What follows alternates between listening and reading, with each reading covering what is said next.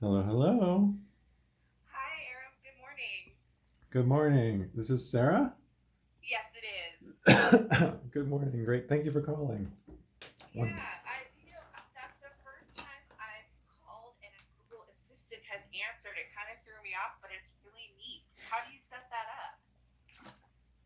I think my phone just did that. It's a Google phone, Oh, and okay.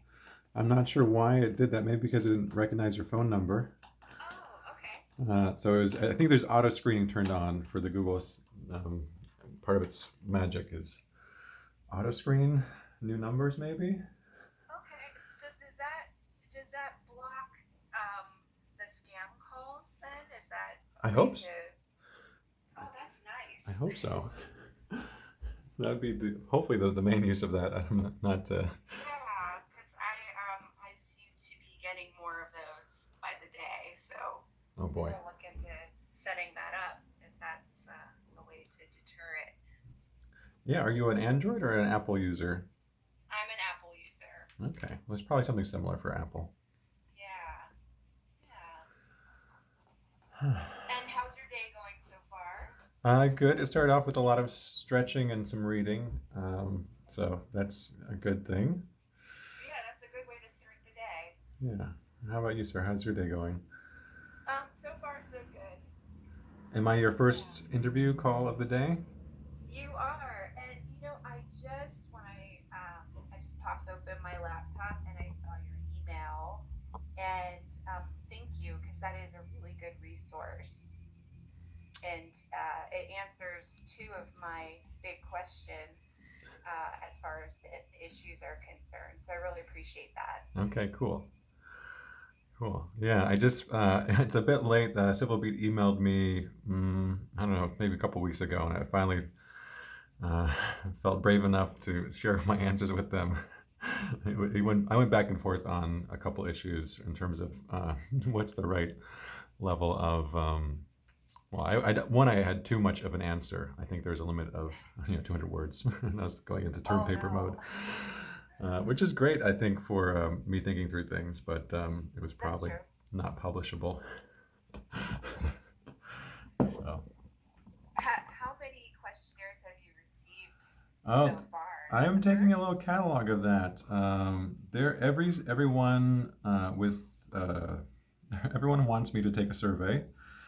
Hmm. I think actually the beautiful thing about being a part of this process is seeing um, everything that's coming at you as a candidate. People from DC who want to be your consultant, and I'm like, do you have a single clue about politics in Hawaii, much less Maui Right, County?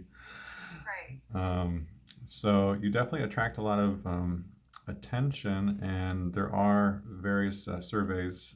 Everyone wants you to support them. Like service, I would love to teach a class on service design now that Mm. I've been through several surveys that Right. are just very much leading the witness.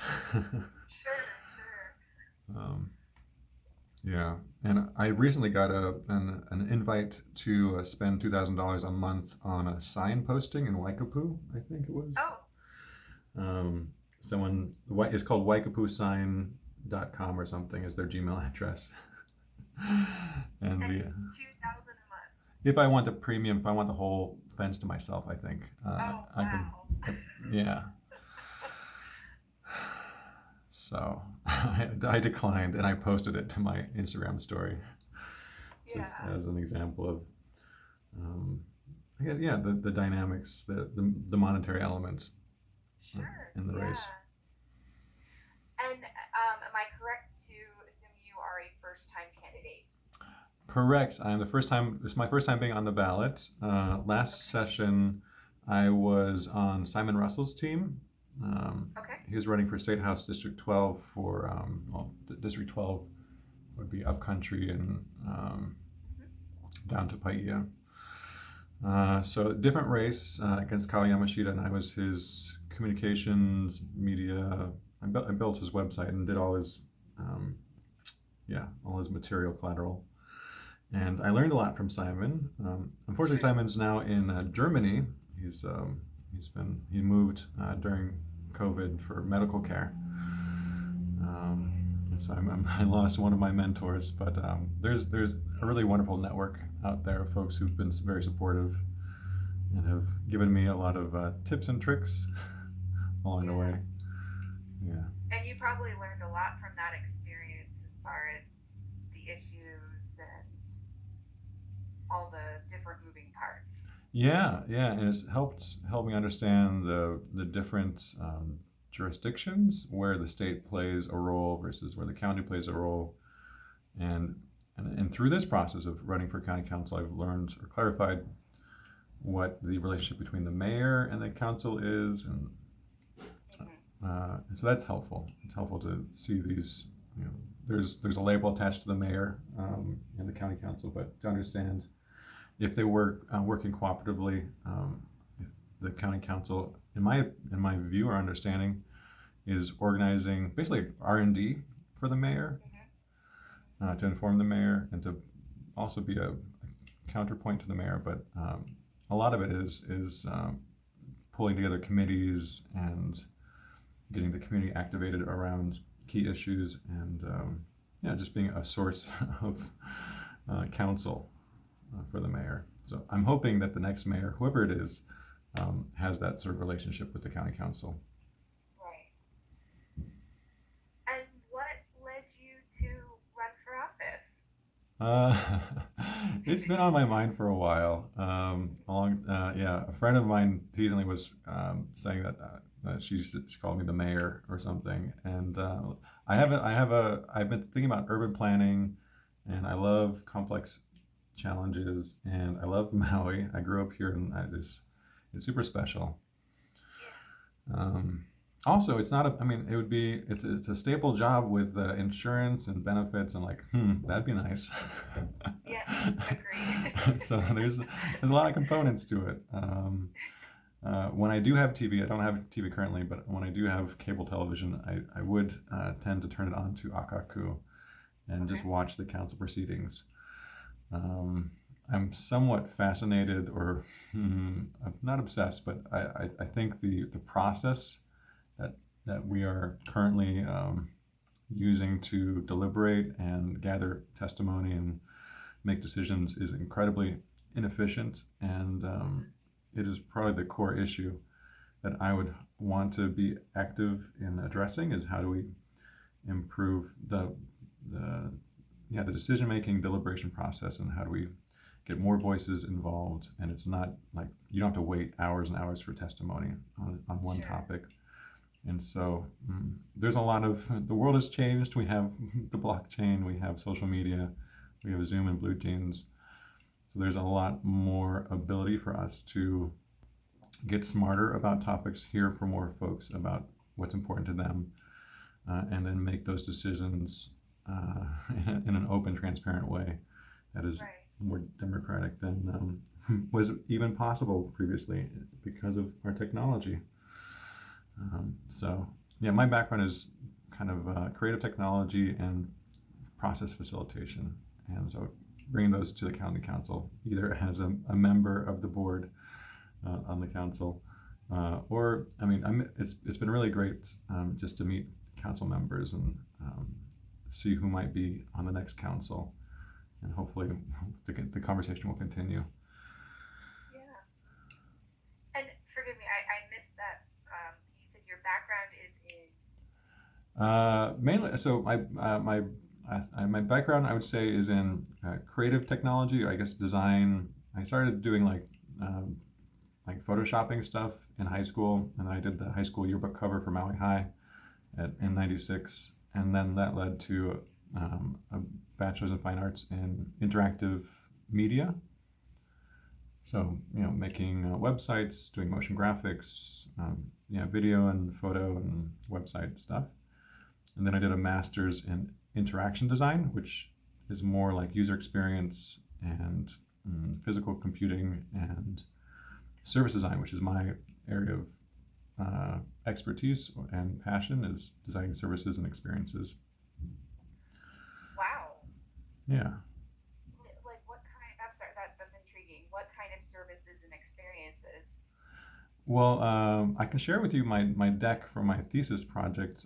It was Yeah. the theme is service design as entertainment, entertainment as service design, and it was looking at the elements of entertainment and how they like gameplay, narrative, production value, and how they can be used to get people excited about participating in something. Um, my final project was called Pooptopia LBS. Pooptopia. It's a location-based service to help track, identify dog poop, unscooped poop in your neighborhood. Oh my gosh, we need that in my Yeah. neighborhood. That's wonderful. Well, it was through the process of like just walking around my neighborhood, I realized that there were some neighborhoods that were full of dog crap on the street, and some neighborhoods that are really well taken care of by their dog owners.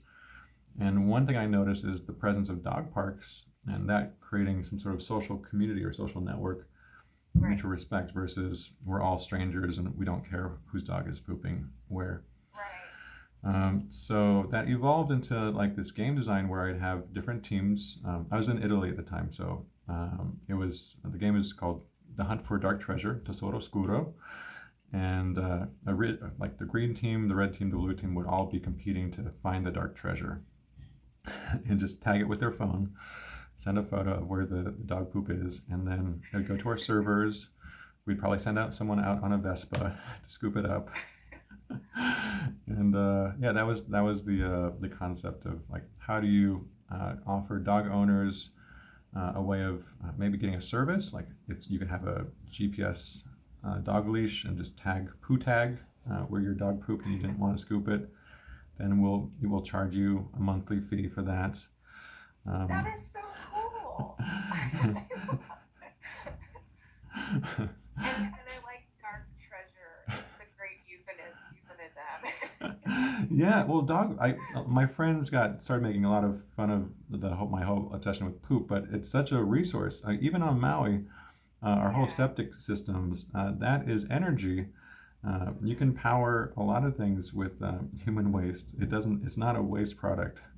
It's just a resource that we don't have the facilities to turn into energy. And so I learned a lot through the process of looking at pet waste. And we have this on Maui where there's the cat colonies are creating fecal, like it goes into our ocean, into our so we're like swimming in human feces, cat feces, whatever feces, and yeah, yeah, having people engaged in monitoring the problem and creating a like a fun gameplay layer around it was my main strategy for yeah. getting folks to get excited about public challenges. I think that's really wonderful. Thank you, Sarah. And I like Pooptopia too, I think. Yeah, I got I into. love wordplay, so You were either. Yeah, there were pooptopias and there were puptopias. So pooptopias is oh, where the poop is running rampant, and puptopias is where the dog people are super friendly and self-responsible, yeah. which could affect housing values. Like if you are living in a Sure. pooptopia, then your housing, then the cost of the price, your valuation of your house is less. And if you're living in a puptopia, then you can charge more rent or your mortgage, whatever. I don't Right. know. All these things could be impacts downstream. And so did you attend graduate school in Italy then? Yeah, yeah. It's a Oh, school. Yeah, it was a lot of fun. Interaction Ivrea is what we called it. The full name is the Interaction Design Institute of Ivrea, or Ivrea, and no longer exists. It was a short-lived kind of experimental school that I think lived for about 6 years between Milan and Torino, and so we were in the Aosta Valley, kind of the middle of nowhere, this cute little town, like a Renaissance Italian town. They had this festival every year, Carnival, where they would throw oranges at each other, and they don't grow oranges in northern Italy. They'd bring the oranges up from Sicily. They would get into these chariots, dressed up as knights, and then the neighboring neighbors would pellet the chariots and the knights in the chariots with oranges to protest some wow. woman that was molested by a nobleman. Uh, And that's a tradition that's been carried, yeah. carried on. I think Wow. yeah, I think they used to throw pots and pans, and it was dangerous, and so they were like, Yeah. let's bring some oranges up here. Something softer. Although an orange might hurt too. I got hit by a couple oranges, and yeah, it leaves a mark. Yeah, Yeah, but better than a powder can, yeah, for sure. yeah. But the school in Italy was a really amazing experience. There were various Europeans, some kids from Asia, and a few Americans, and just a handful of Italians. And we did one semester on user interface design, one session on user interface design, one session on physical computing, a longer session on service design, which I felt was the like you learn these basic elements, the foundations of making a website or a mobile phone app, and you learn how to do things with soldering irons and circuits and that stuff, and then you can bring it together in the service design class as a business product offering. Oh, cool. Yeah, yeah. And our first year was in Ivrea, and then our school we got learned that we lost funding for the school. That Telecom Italia didn't want to invest in a school that was losing money, and so Mm. they merged the school with Domus Academy in Milan. And so my second year, which is the thesis year, I went into the city, which is why I got obsessed with dog poop. So it was nice. So we had one year kind of out in this kind of really romantic village town, and then one year like in the in the grittiness of Milan where I got mugged. Oh no. Yeah, I survived. It was no big deal, but it was the Milan experience, like gypsies and muggers and all that kind of thing. Does that happen often there? Pickpockets, yes. Mugging, Oh I don't no. know. Um, yeah, it was. I was so lucky. I'd just come back from shopping and I'd spent all my money. So Oh, good, so the mugger was like, "Show me your wallet." And I'm like, "Ha ha ha." good. I've got I'll like have the black €2. flag. Here's some expired credit cards. Would you like some milk or eggs? Did he take the groceries? No, no. It was a Oh, okay. weird long thing. He was a smaller man in a trench coat with a small switchblade, and he cornered me against the fence. And he was.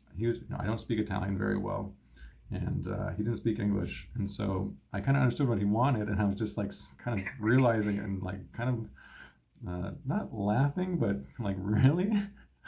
Right, right. Disbelief.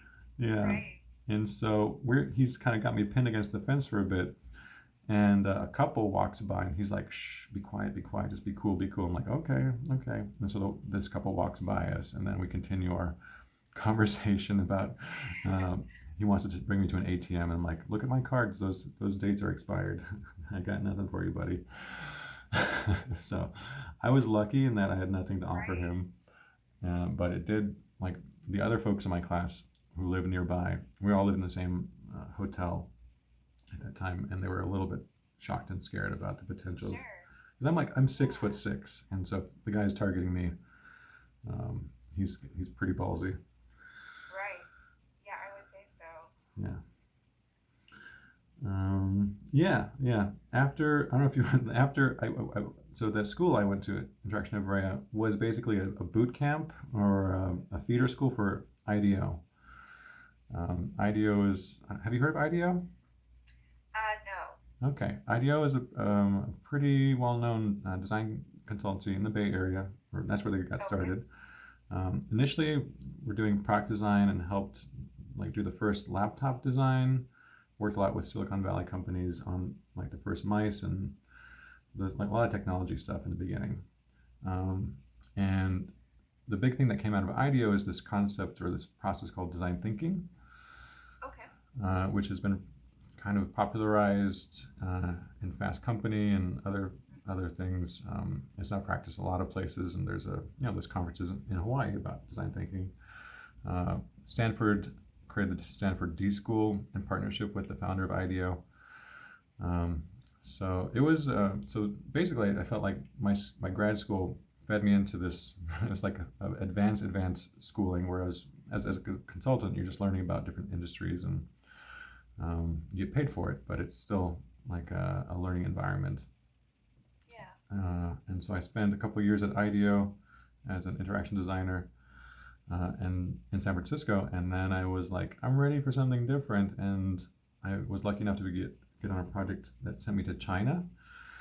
So I spent a few months in China on a project for a TV company. I thought it was fascinating and decided to ask to be transferred. I ended up spending 3 years in Shanghai. Oh, wow. Yeah, yeah. And that led me to projects in Singapore, in Sydney, and with some big Chinese companies. But my favorite was working with the Singaporean government.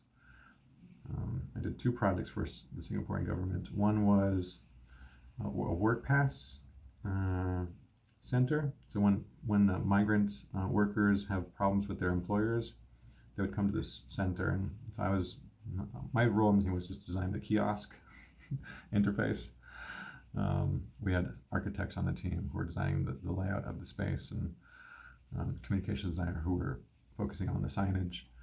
And so, but like Singapore is very multinational, multilinguistic.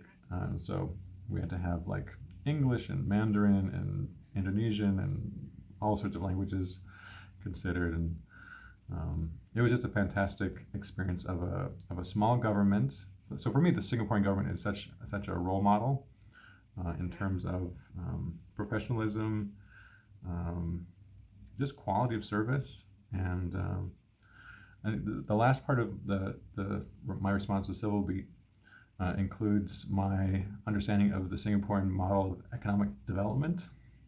Which, Okay. uh, to summarize, basically, they would first incentivize their students to do well in school, so they actually pay students money for their grades.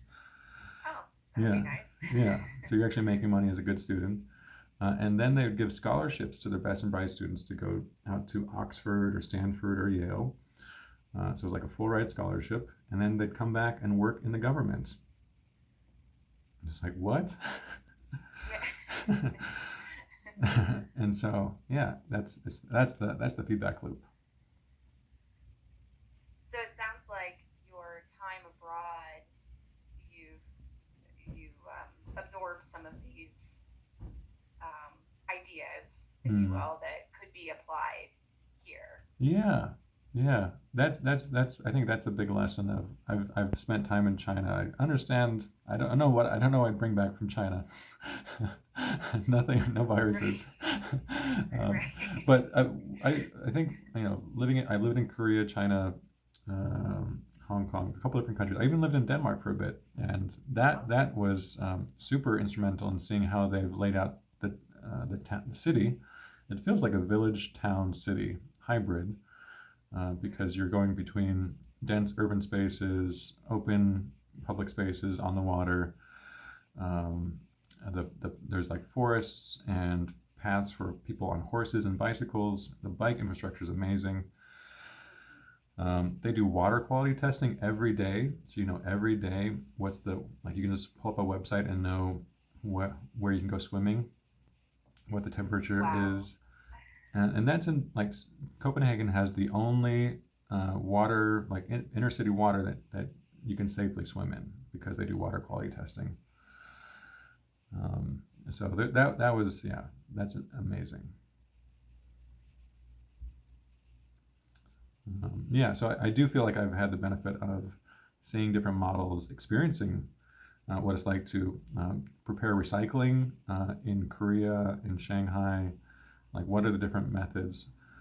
One of my hopes, whether or not I'm in the council or just a field trip leader, would be to somehow organize a field trip to some of these places. There's the Grassroots Institute is offering something called the Tokyo model. There's going to be a Zoom call later, I think maybe this week or next week, which talks about how Tokyo has solved the affordable housing Wow. challenge. Singapore, obviously, I love Singapore for how they've worked with their education system and linked it up to their public sector. Taiwan has some really great lessons. There's a place called Sun Moon Lake that is it's a resort, beautiful resort in the mountains, but it's also basically a big battery. It's a hydrological battery. So they pump water up to this lake where people stay, and then when they need energy, electricity, they just drain the lake a little bit, and it runs generators.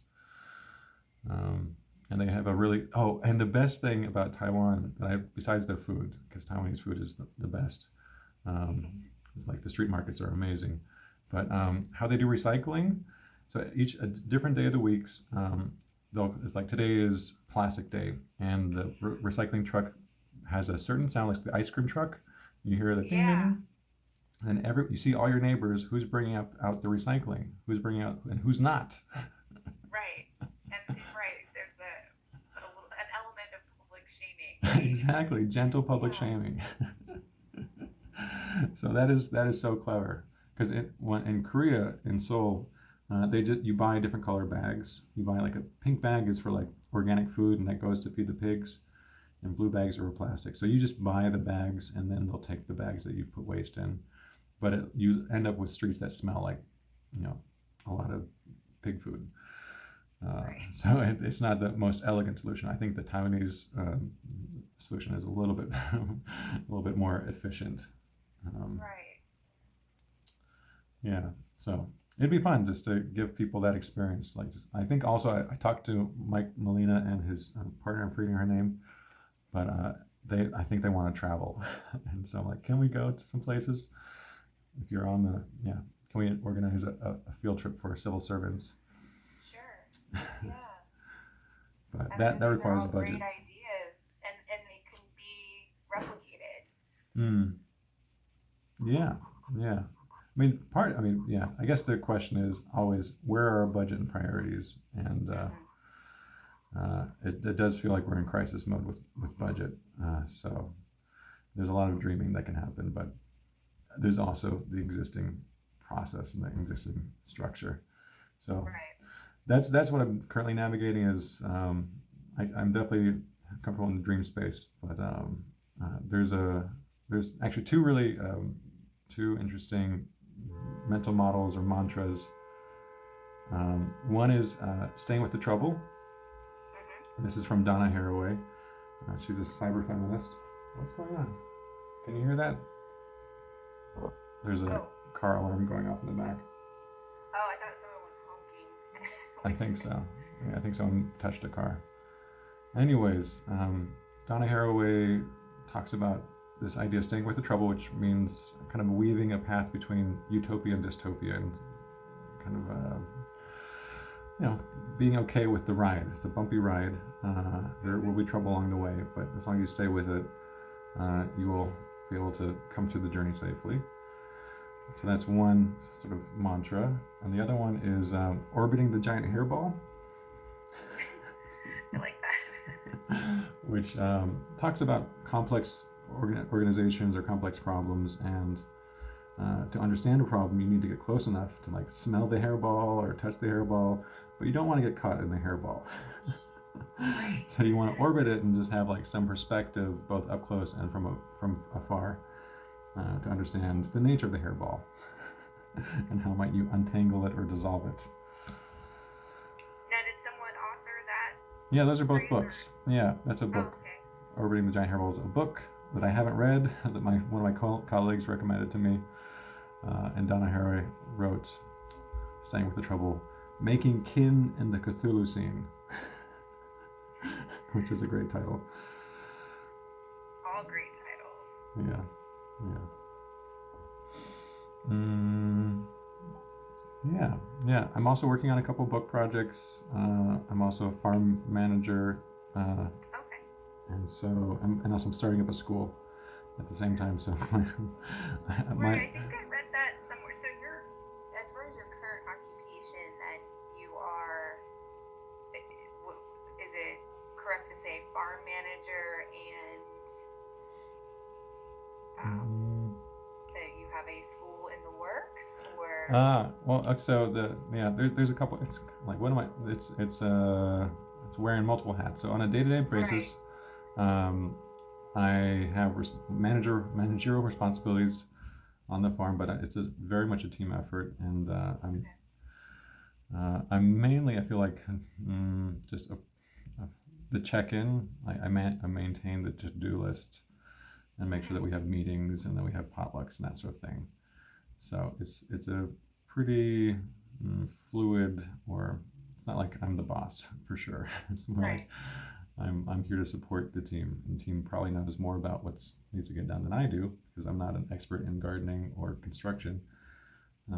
I just communicate between the owner of the property. She's currently in Peru, Sylvia, and so my main job is to make sure to run the meetings, to invite people to potluck and dance afterwards, and movie nights, and to make videos. So I produce a lot of videos for Akaku.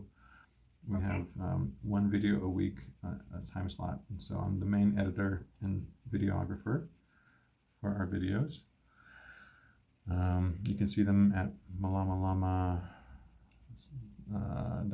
probably, or there's on our Instagram, and we have a Facebook, or sorry, a YouTube account and a Facebook, all these things. So that's one thread of work. My main project this last year and a half has been working on a food system map for Hawaii. Oh, So that's my role as a visual facilitator. I okay. do so I use a tool called Miro, which is like a big whiteboard space, and I set up the space for running workshops, for processing our research, and so that's the kind of our main project space, and I'm the Miro visual facilitator. So we're about to publish this food system map. It's been a long process, over a I year, bet. year and a half. Um, and the mother project is called Transforming Hawaii's Food System Together. That's a website you can visit. Um, Okay. they Great. .org, I believe. And And they how do I spell Miro? Miro, Miro. Oh, okay. Yeah, Exactly how I thought. yeah, Okay. yeah, like the artist. Miro. Anyways, so Transforming Hawaii's Food System Together is a hui of mainly academics putting together knowledge products like papers on what is a food policy, a statewide food policy plan. What would that look like? Um, they did a social network analysis to see who's talking to who, who's not talking to who. Mm-hmm. So my team came in after the initial research and interviewed the primary researchers, and we are putting together an interactive visual map of the food system that has various layers: a history layer, an interventions layer. Um, what else? Other layers? That's really neat Yeah, so that'll be and needed. yeah. So the hope is that it becomes a central place to have this conversation because there is no statewide food system plan, Yeah. um, which is scary. And so this would be a tool that could help both the state and the counties and organizations all see themselves in the big picture. Mm-hmm. And yeah, whether it's you like thinking that, oh, I really should have a food garden and Right. 7 days of food in my cupboard, or how does my neighborhood respond to this issue, or how does um, yeah. And so that's been my main kind of work product besides just being here on the farm. Um, and And I'm you said you've been working on that for the past year and a half. 2 years? A year. Well, the 2 years I've been on this project called we call it Nourish Hawaii, mm, Mm-hmm. and it actually began as Imagine World, Imagine.world, which is a platform. We're still Mm-hmm. so this is a pilot. What I'm doing now is a pilot project for this Okay. bigger platform. Um, the platform of Imagine World has three components: an academy, so to teach people how to do systems thinking, systems design, look at the big picture, and address bioregional challenges. Mm-hmm. Um, so there's the other component is the observatory. So how do we understand what are the challenges in your neighborhood, on your island, or in your bioregion? And so that is kind of a sensing monitoring function. And then there's the collaboratory, which is about connecting people to projects and funding to get those things going. So that's a basic model of teach people how to do these things that we need them to do, to Mm-hmm. collaborate, to work on what I would term as biocultural restoration. I think is the trending term. And is Um, this the school that you're going to establish? Well, the school, Maui Mine Academy, is I think my local instance of this model of the Okay. academy. So, because yeah, we could spend a lot of time designing or dreaming the perfect platform, and we've been assessing existing technology platforms and seeing if we can adopt something. So I'm in the process of creating curriculum. I currently have an intern thanks to STEMworks. Oh, great. My intern is on the Big Island, which is somewhat ironic for Maui Mine Academy, but he's been Right. awesome. His name is Luke. He paddles, and he's part of the Key Club. And so Oh, my great. my my brief, or what I asked STEMworks, is I want to bring design thinking to the high schools as a club, as like a statewide Hmm. club, ideally. Um, and so uh, Luke is helping me establish what's that first thing, and that first thing is helping our existing service clubs, like the Key Club, use design thinking to address their own issues and address their school issues and community issues. So I'll be doing some workshops with them. Great. Yeah. And the Maui Mind Academy, um, is there a date that it will launch, or is it still in the works? Well, I did my first class here at Malama Lama last year, and so that was like Hmm. the first soft kickoff. I've been, uh, yeah, the website's up. The Instagram is starting to come to life. I just posted something on Okay. Instagram yesterday. I've actually, it's everything I'm doing is somewhat interconnected. Hmm. My, Sounds like it. yeah, my campaign for council is also informing a class called AP Applied Civics. So I'm sharing that idea with other candidates to say, hey, don't you wish that you had some sort of training before you got into this job or before you started this process? And so AP Applied Civics is my own learning journey, as well as reaching out to other folks who are in this sort of like, we are nerdy about civil service design. I don't know how to call it, but Oh, yeah, that sounds good. yeah, yeah. Um, what else is going on? Yeah, so the food project, I want to do a lot of story mapping. Um, I've yeah, there's a lot of things happening on Maui that are very place based, and story Hmm. mapping is a wonderful tool for integrating multimedia and telling us a story of place. So that kind of combines my love of video making, and I have a drone and I have 360 cameras, and I just want to do more of it. Right. I need a small production army to Right. activate on this. So that's actually that's why I'm doing a school, is because I need to train my my army. Right. Like, um, yeah. And they'll benefit from it too. Oh So yeah, yeah. it's a win-win. Oh, for sure. It's all about alignment. I've been very much co-designing this experience with Luke, because I was like, hey Luke, what are you into? What do you want to do? And I think we've had a really good working relationship where we'll have a phone call like we're having now. We'll set up some priorities. We'll check in like 2 or 3 times